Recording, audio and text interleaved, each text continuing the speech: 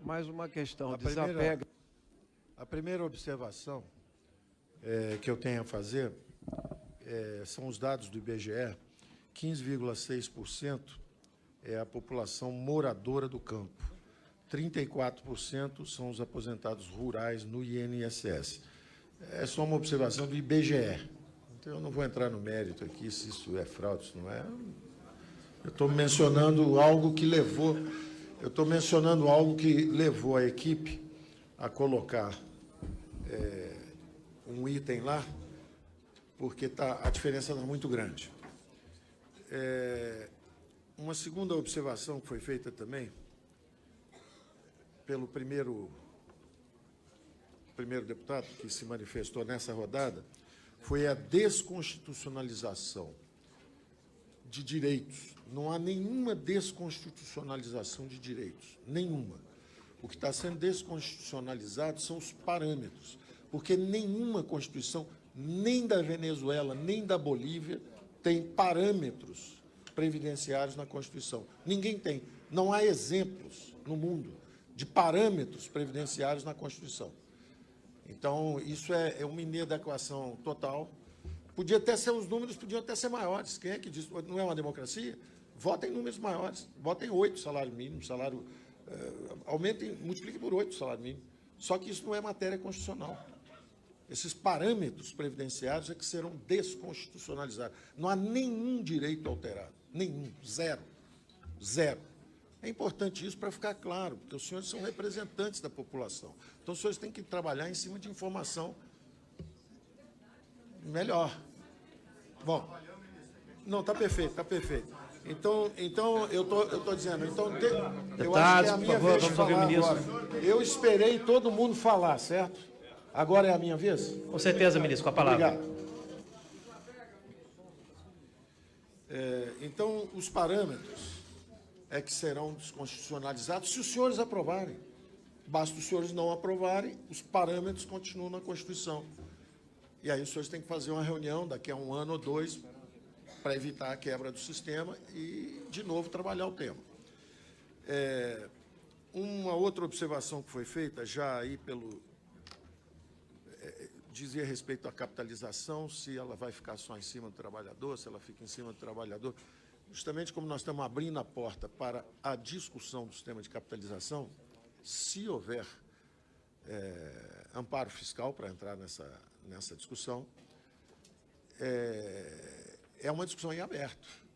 Eu acho que, como o nível de desemprego é extraordinariamente alto entre jovens que não têm experiência de trabalho, são as maiores vítimas do mercado de trabalho desaquecido, são justamente os mais jovens. Não têm experiência nenhuma, estão chegando agora com 16, 17 anos, de um lado tem crime, de outro lado tem violência, essas pessoas ainda não se consolidaram na vida, e aí caem num pool de desemprego maciço como temos hoje. Então, eu acho mais generoso que não haja encargos durante essa fase inicial deles. Agora, nada impede que lá na frente você bote o outro pilar.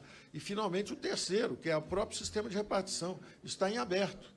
Você pode ter um sistema de capitalização, onde está acontecendo isso agora, quer dizer, alguns países começaram com regime de capitalização financiado só pelo trabalhador, depois botaram as empresas, e, finalmente, você pode botar também uma camada de repartição em cima.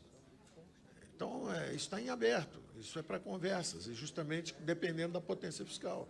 Se a geração atual faz um sacrifício maior, você pode tirar os encargos e deixar os jovens terem mais emprego. Se não fazem, você eventualmente nem lança o sistema e acabou, e vamos seguir no sistema que está. Ninguém propôs em nenhum momento o desmanche do sistema atual. A transição é muito lenta, é gradual, é geração, é jovem por jovem. São 400 mil jovens que entram, porque hoje o desemprego é quase a metade entre os jovens, né? Então, de 900 mil jovens chegam no mercado todo ano, 450 mil praticamente estão indo para o desemprego direto. Bom, a segunda manifestação, o segundo deputado falou justamente, não se mexe com, perguntou sobre o rural e o BPC. Está muito claro para nós que o BPC é uma matéria sensível, Está muito claro, ficou muito claro depois que a coisa começou. E eu acho que o papel na democracia é esse mesmo. A coisa entra, o Congresso reage, mas, olha, isso é importante nas populações de cidades menores. E pronto, está ficando muito claro que isso aí é um problema. E a função da casa é justamente isso, dizer, ó, tá, isso aí não vai passar, nós vamos atuar contra, etc. Mas quem mandou a proposta, teve as razões, eu expliquei quais foram. E quanto ao BPC também, não se mexeu com nenhum de direito adquirido, não se mexeu no salário, o salário é esse mesmo, estava se dando uma possibilidade de antecipação. E se antecipar, aí realmente eu também, com toda franqueza, quando apareceu 70 anos, eu mesmo levei um susto. Agora, o meu próprio time, não foi não Marinho, todo mundo acha que é o Marinho, tinha uma equipe de 10, 15 pessoas trabalhando nisso, são experientes, tem alguns são conselheiros, são especialistas do Congresso, né, do Senado, da Câmara de Deputados, já participaram de reformas anteriores. Então, me diziam, quando eu disse 70 anos, parece muito, né, parece muito. Não, a expectativa de vida, isso é um tema até que não foi abordado pelos senhores, mas é um tema também vulnerável de debate, é que no Nordeste a expectativa de vida é menor, então devia considerar diferenças de idade, e o nosso grupo trabalha também com o conceito de sobrevida. Quer dizer, quando você chega à idade de se aposentar, a sobrevida é igual. Tanto faz você estar no Piauí ou estar no Rio, quem está chegando em idade de aposentadoria tem a mesma expectativa de sobrevida, porque as diferenças são feitas justamente na idade mais jovem, é onde tem mortalidade infantil, em regiões mais pobres. Então, a média do Nordeste acaba sendo mais baixa por causa dos primeiros anos, mas não é quando você chega na aposentadoria, a sobrevida já é igual. Então, por isso é que a equipe não defendeu idades diferentes. Um outro aspecto que foi mencionado é pelo LFG, Luiz Flávio Gomes, foi justamente a ferocidade da evasão fiscal, né? A ferocidade com que se foge do negócio previdenciário. Os cálculos iniciais nossos são de até 2 trilhões. Só que tem muita empresa que já morreu, tem a Varig que já morreu, tem a Universidade da Cidade já morreu, tem uma opção de gente que morreu. Isso. Então, nossa equipe afunilou isso, e foi descendo, e acabou chegando a 16 mil contribuintes, que são os devedores contumazes, e aí, nesses 16 mil, a coisa se reduziu para quase 1 tri.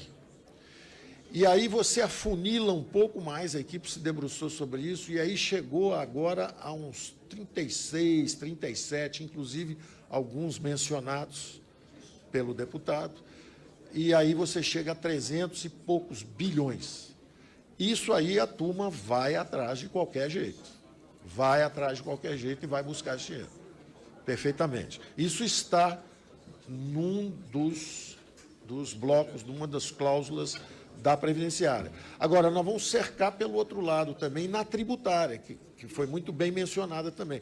Nós vamos pela tributária. Só que se você bota 2, 3, 4 coisas ao mesmo tempo no Congresso, começa a procrastinar, atrasar, e por isso que as reformas acabam não saindo. Então, você tem que pegar a primeira, que tem capacidade de afundar o Brasil, destruir o Brasil, você tem que atacar essa primeiro. Mas as outras virão. E nós vamos atrás.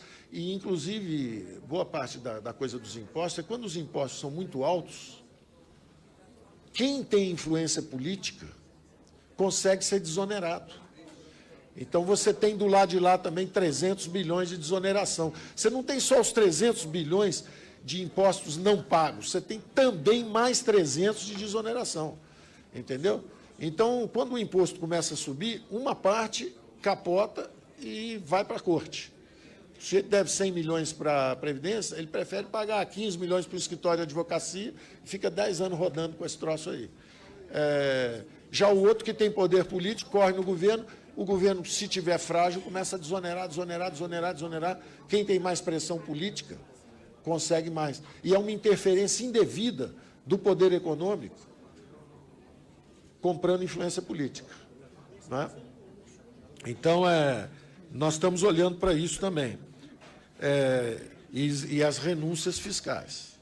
Então, tem o que não paga, tem o que está desonerado e ainda tem as renúncias. Isso é um espaço onde nós temos que entrar e vamos entrar. Foi dito também da contribuição de 22%, que seria quase um confisco. Eu respeito, entendo, eu não tenho essa especialidade, respeito muito o seu conhecimento a respeito. Agora, isso só se aplica a quem está acima do teto. Quer dizer, o sujeito está acima do teto, ele já está ilegal, e ele tem o direito de legislar para ele mesmo, dizendo que ele pode. E aí nós vamos buscar 22% dele, ele diz que não. Pelo menos a nossa obrigação é tentar. E é isso que a gente se refere quando fala em privilégio. Não é? Não pode quem legisla ou quem julga ter aposentadorias muito maiores do que a população humilde defendida por todo mundo. Então, tem que pensar nisso também. A garantia de capitalização, que são os bancos, falou muito aqui de banco.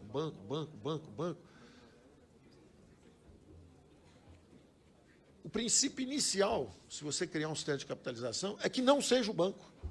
Não são os bancos que vão gerir. Não foram os bancos no Chile e não seriam os bancos aqui.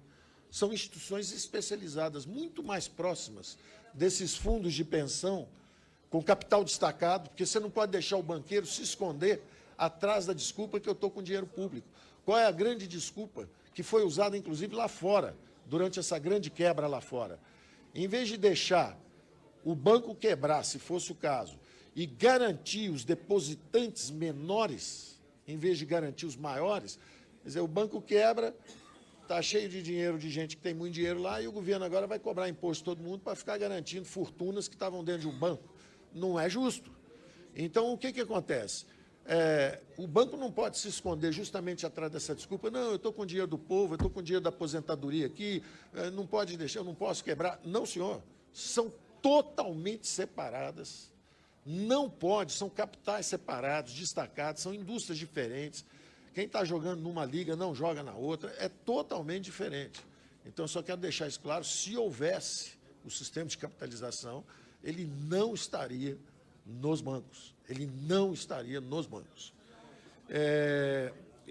Ele está muito mais próximo, justamente, das observações que foram feitas antes aí, que funcionários estatais já sabem que tem fundos de pensão para proteger, etc. E por falar em fundos de pensão, e por falar em processo, e por falar em greenfield, é muito interessante, porque durante o roubo no atacado que houve no Brasil, o Brasil foi atacado com a maior ferocidade. E os recursos públicos foram dilapidados. Houve assalto, quadrilhas assaltando os recursos públicos, inclusive nos fundos de pensão. Aparelhados, assaltados. Eu recebi a visita assim que foi instalada a Operação Greenfield. Os interventores foram ao Rio me agradecer, porque os investimentos que tinham feito, ao contrário dos outros 48 fundos, que os fundos aqui tinham investido, os fundos de pensão, ao contrário dos outros que destruíram recursos, financiaram coisas equivocadas. A Greenfield vai mostrar isso, nós temos que aprofundar a Greenfield mesmo. Aliás, é uma ótima ideia, vamos aprofundar isso. Vamos fazer o que for possível para aprofundar esses trabalhos. É muito importante, porque é um tempo de clareza, é um tempo de transparência. Curiosamente, eu fui visitado por interventores para fazer o agradecimento de que dentro de 48, 50 fundos, o meu fundo tinha devolvido 2 ou 3 vezes o recurso que tinha investido comigo, defendendo o dinheiro dos servidores, defendendo a acumulação, um sistema de capitalização. Não é? Eu recebi essas visitas. Curiosamente, isso foi há 5 anos atrás, 4 anos atrás, todo mundo agradecendo, tanto que na hora que eu falei que ia lançar um outro sistema, todo mundo, não, queremos botar dinheiro com o senhor. Eu falei, não queremos agora, porque nós estamos indo buscar agora dinheiro privado, dinheiro não sei aonde, justamente porque estava esse rolo danado. Quando começou esse rolo todo, eu é que comecei a não querer. Não é? Mas eu tinha feito a minha parte. Eu sei onde eu estava e o que eu fazia nessa época. Eu espero que todos saibam, cada um responsável pelo que estava fazendo. E o que aconteceu, curiosamente, é que na hora que começou a campanha política, aí, curiosamente, começou tem um problema ali, tem um problema lá, não prosperou, porque não tem fundamento, Mas é muito interessante o que a política faz com as pessoas. As pessoas perdem a noção do que é o Brasil, de que é o certo e errado, e começam a carimbar uns às costas dos outros. Eu tento não fazer isso. Eu me esforço muito para não carimbar ninguém. Para mim, todos, em princípio, são pessoas de bem, estão querendo fazer o melhor possível. Eu tenho atribuído o tempo inteiro ao perverso modelo econômico nosso essas disfunções que aconteceram. Elas não foram só na política, elas foram também na política, mas não foram só na política. As disfunções foram totais. Nós acabamos com 6 bancos, 5 grandes construtoras, hiperinflação 2 vezes, moratória externa, os juros mais altos do mundo, endividamento em bola de neve. E aí eu volto ao assunto que foi dito também, de banco e de plano real. O plano real, depois de 2 ou 3 grandes equívocos, foi congelamento de ativo, congelamento de preço, o Brasil foi para a hiperinflação 2 vezes. Finalmente, um grupo de economistas percebeu a importância da política monetária. Então, o plano real foi um belíssimo plano do aspecto monetário, mas ele foi absolutamente insensível do ponto de vista social, porque como ele não percebeu o problema que nós temos ainda hoje, que é o problema da falta de controle sobre gastos, é a dimensão fiscal estava também ausente do plano real. Então, o endividamento foi em bola de neve e os juros altíssimos. E só para dizer por que eu acho que houve uma transferência brutal e perversa de recursos para banqueiros durante o plano real, vocês imaginem um juro de 70% ao ano. Vocês viram agora no resto do mundo o juro de 0,25% ao ano. Para você ganhar 1%, o poupador lá fora precisava de 4 anos. Então, para ganhar 70, ele precisaria de 280 anos. Um americano precisaria de 280 anos para ganhar o que um brasileiro rentista, banqueiro, ganhou em 1 ano. Ou seja, é um plano equivocado. Faltou a dimensão fiscal. E até hoje nós carregamos esses efeitos. As digitais estão aí, 4 trilhões de dívida. 400 bilhões de reais todo ano só para pagamento de... O Brasil virou o paraíso dos rentistas e o inferno dos empreendedores. Então, só para deixar registrado que eu não tenho problema nenhum em investigações, aprofundamento. Aliás, eu fico muito motivado quando a gente fala em vamos investigar mais. Com a palavra, o deputado Eduardo Bismarck.